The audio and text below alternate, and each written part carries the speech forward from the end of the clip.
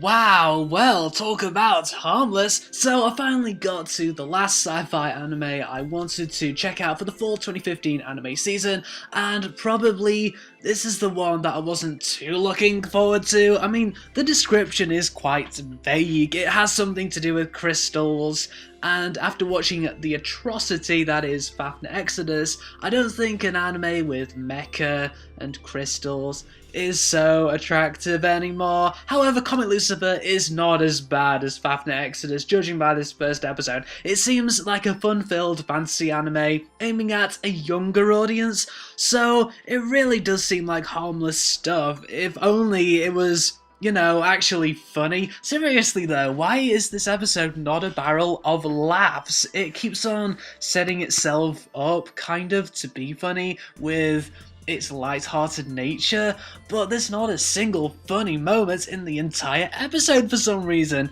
and you know what the result of that is? This episode is boring. I can't even remember that much that happened.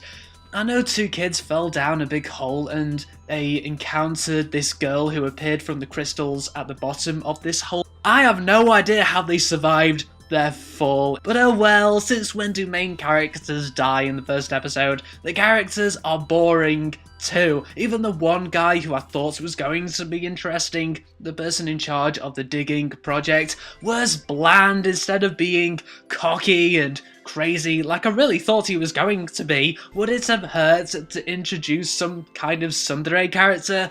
This show needs a tsundere character. So all in all, this episode did pretty much what I expected it to do. Kids find a crystal which gives birth to a new character, like the anime's description hinted at, and there's something about a forced marriage, and then the show ends when the mech arrives out of fucking nowhere, so there's no build-up to its introduction at all. I can't see any flaws in the writing, but at the same time I can't see any good things. Nothing stands out. Well, maybe except for the fact that the mecha suit did fucking kill an innocent person, which doesn't exactly paint that mecha in a positive light.